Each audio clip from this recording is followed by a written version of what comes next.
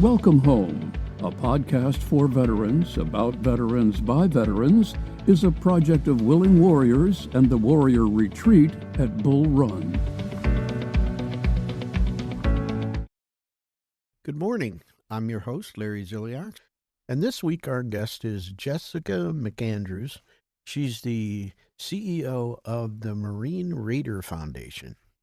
And for those of you who aren't familiar with Marine Raiders, it's a elite special operations force within the Marine Corps, often referred to as MARSOC. But this foundation supports those wounded warriors who are Marine Raiders, Gold Star families, and even active duty Marine Raiders. So, Jessica, welcome to the podcast. Pleasure to be here. So if you would, just start by telling everybody who Marine Raiders are and how a Marine gets to be a Marine Raider. Yes, well, I spend quite a bit of time in my position just informing people that the Marine Raiders exist. So this is a great place to start because I have a feeling a lot of people don't even know that the Marine Raiders are. So everyone knows those Green Berets. A lot of people don't know the Marine. So Marine Raiders is also, like you said, which is the U.S. Special Operations Command. So the Marines contribute to the Special Operations Command are the Raiders. MARSOC is the youngest one, activated 2006. But the Raiders, their careers first as Marines. So they are first Marines and then can apply to be part of the Raiders for 11 months of rigorous training to achieve the critical operator MOS. And I don't know if you can answer this for me, but it's my understanding that Marine Raider positions are open to female Marines as well. There's no standard deviation. Either can pass it or not. But are there female Marine Raiders? You know, Larry, not that I know of. I know that it is open to pass the requirement, but I don't know if currently or that have. I know in some of the other special operations there have been females. Well, where you guys are based in Indiana, which was really not, if I had to guess where you were, that probably wouldn't have been my first guess. How did the Marine Raider Foundation end up in Indiana?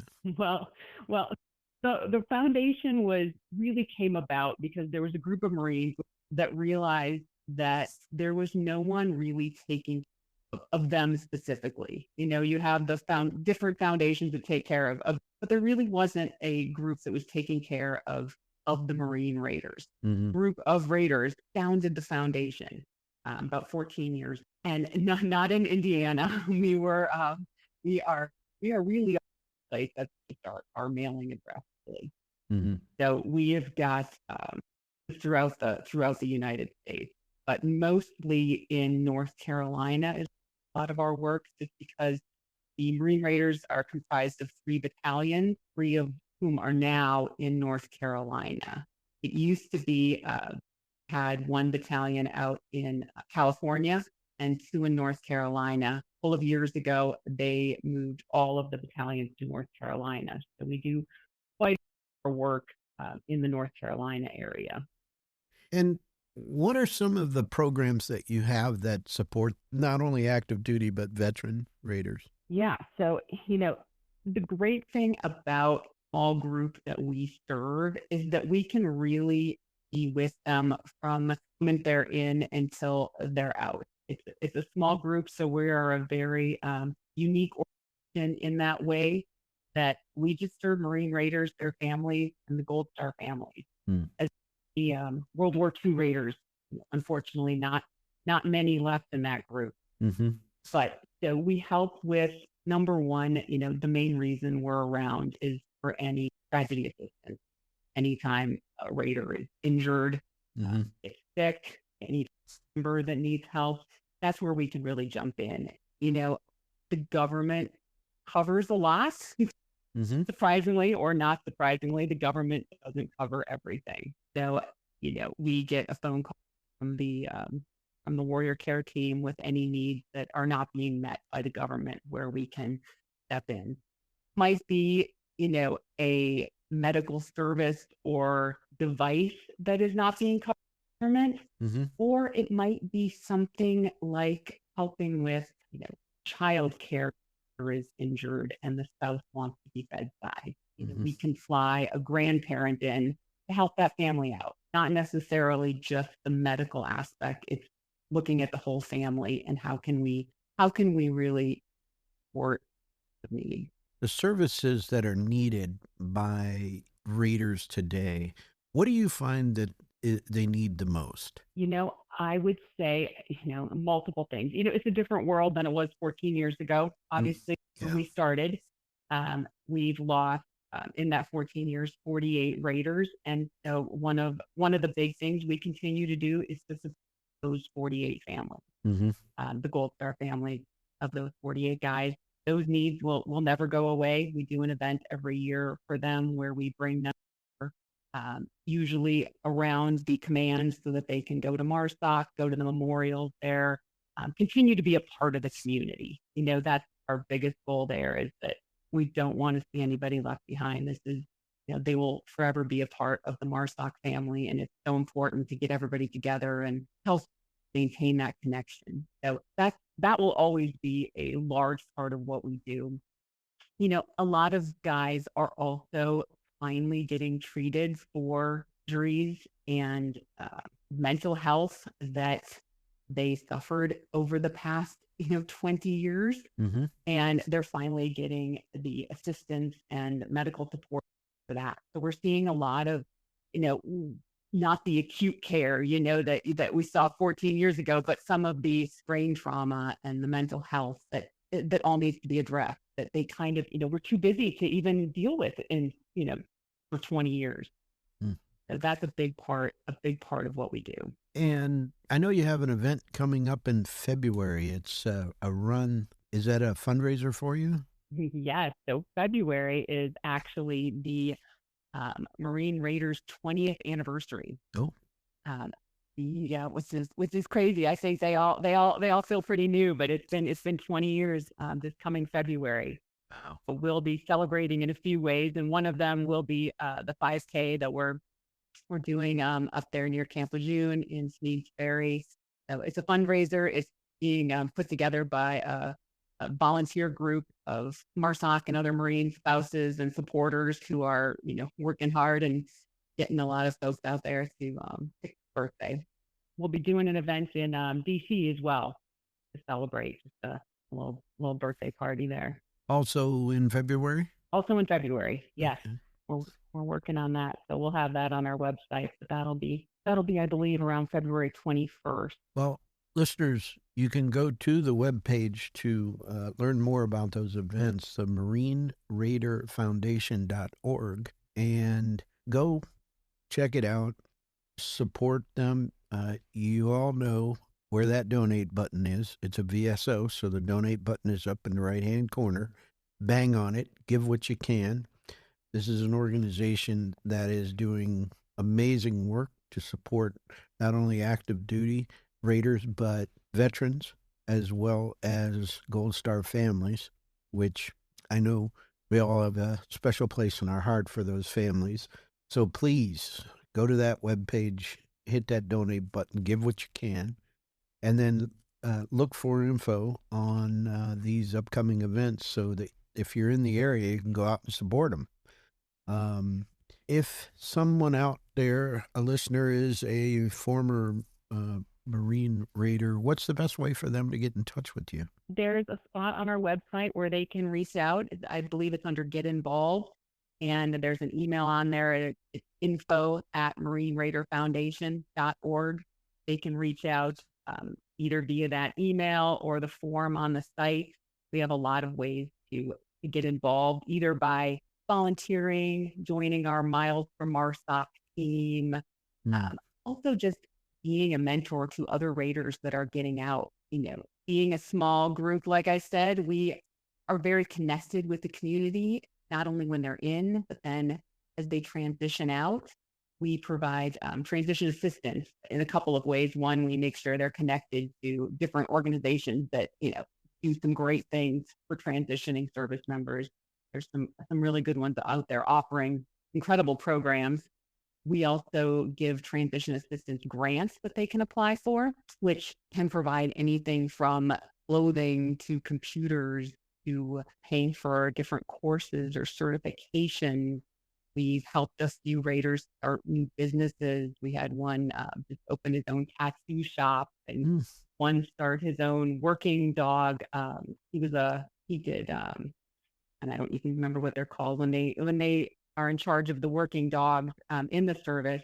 He started a dog training business outside once he got out. So it's great to be able to work with them one-on-one and see what are they needs, what are they going into, and where can we help set them up to succeed. So that's another way for former raters to kind of stay involved, letting us know where they're at, what business they're in, connecting guys that are getting out to them. What do you feel is the most unmet need that the Raiders or just Marines in general face when they go ahead and transition out of the service?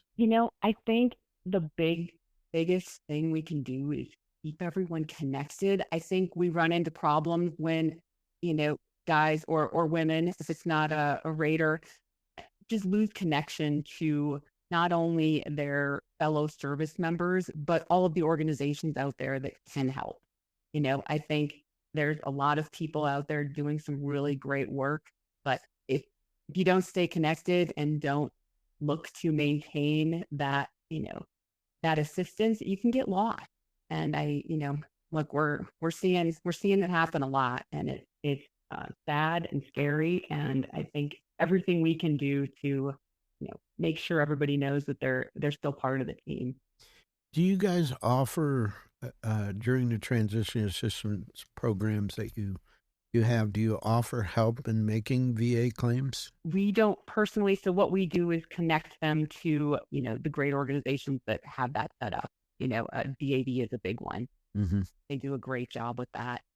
So, I think it's important for nonprofits to not only do what you do well, but to make sure that we're putting folks in touch with the organizations out there that are already doing it, and they're doing it great. Yeah. So part of my responsibility is to make sure that these guys are getting connected to those type of groups. There's some organizations out there that specialize in that, resume writing or interviewing. So great, let's get them connected and set up and get them on to success.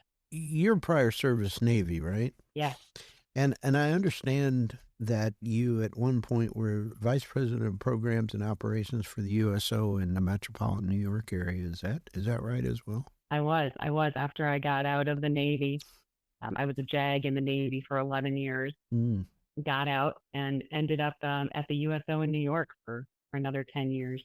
So what is it like being the vice president of programs and operations at the USO in metropolitan New York during Fleet Week?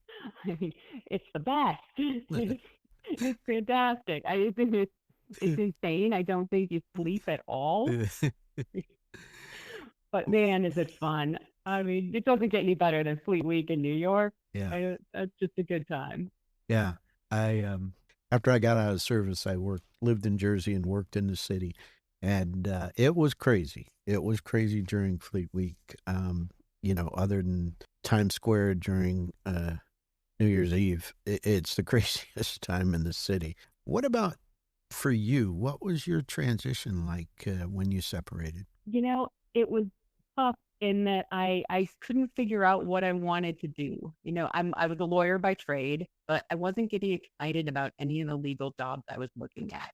Being a lawyer in the Navy was exciting. I was a prosecutor. I was, on a ship, over in the Gulf for a long time.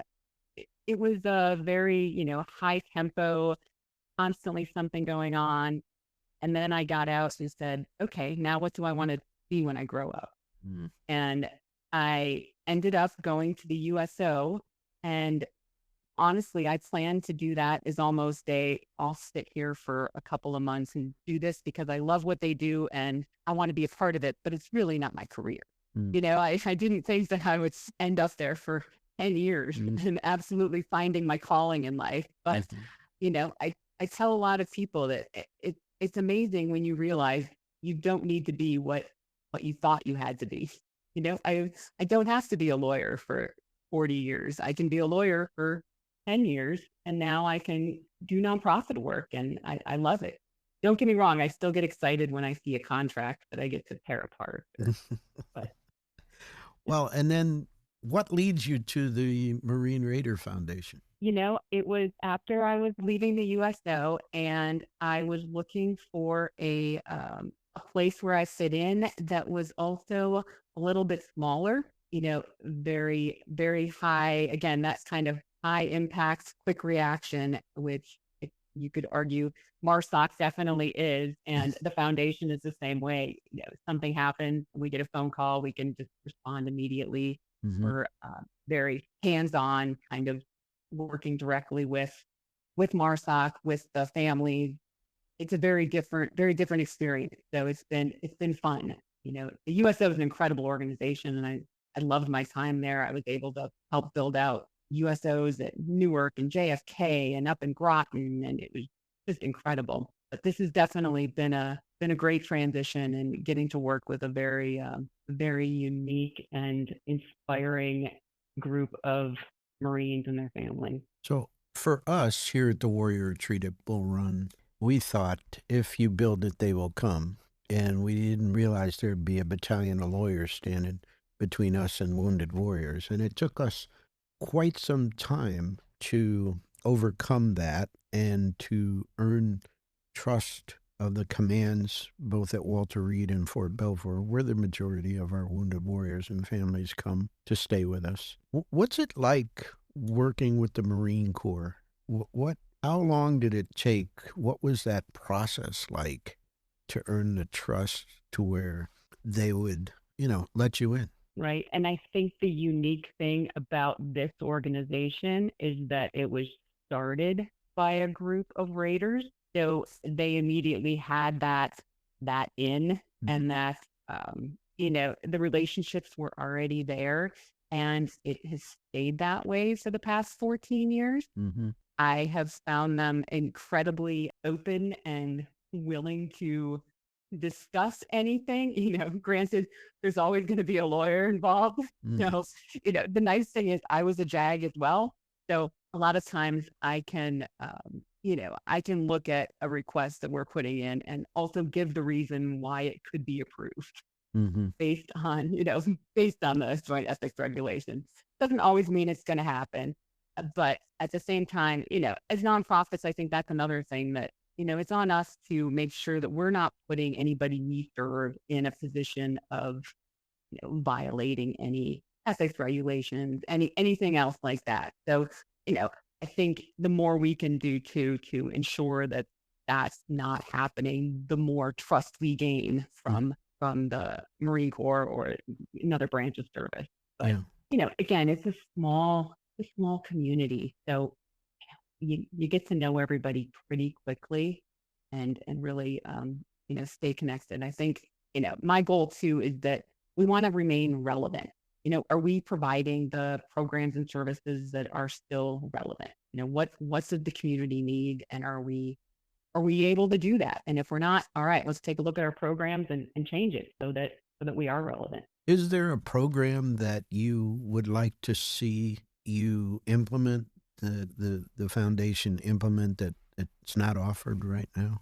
Honestly, no. I think we are, from our perspective, we're hitting the nail on the head. We're there when they need us from the beginning until they're transitioning out. So, we look at our programs every year just to kind of make sure that we are, and also sit down with the team at MARSOC to make sure that we're not missing something. But we're always, and we'll always jump in as things come up with support where it's needed. That's the big thing too. We're going to be there if something happens, if something's needed, we'll be there. So our programs aren't limited to just the programs we do now. We can quickly react if there's a need. Where would you like to see the foundation in, say, 3 to 5 years?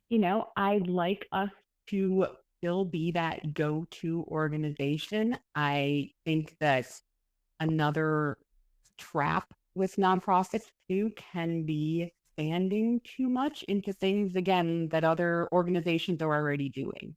I want to be doing what we're doing and do it well and find those other organizations that are doing other things and make sure that we're pushing people there and working together with these other nonprofits.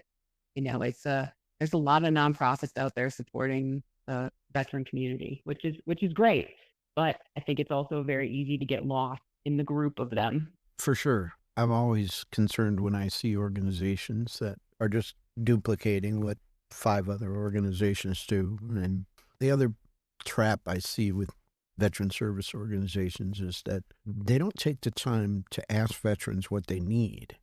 They just say, well, this is what we can do, and here it is, whether they need it or not. And unfortunately, it's disappointing to see some organizations like that. It's also really exciting and rewarding to see an organization like yours where you're giving the Raiders exactly what they need, which is help with medical issues, help with mental health issues, help with transitioning, veterans that need assistance, Gold Star families that need assistance. So listeners, please go to the webpage, the MarineRaiderFoundation.org, and check out all the activities and the resources that they have. Donate, please. Hit that donate button. Give what you can. As we kind of wrap up, what's the one thing you want our listeners to know, the most important thing that they should know about the Marine Raider Foundation? I think the big thing right now, especially, is that, as a country, and most of your listeners probably know this just because they're your listeners, but, these guys are still out constantly. There's still constant deployments.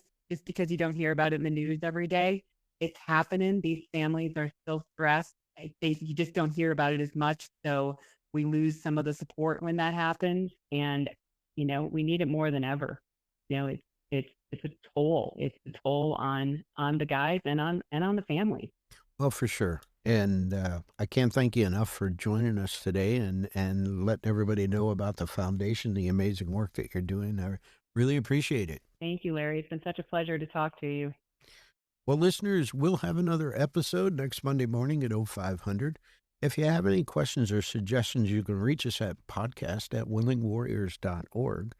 We're on all the major podcast platforms, on YouTube, and Wreaths Across America Radio. So until then, thanks for listening. The Welcome Home podcast is brought to you by Willing Warriors, a nonprofit organization serving active duty service members and veterans since 2012. To learn more, please visit our webpage at willingwarriors.org.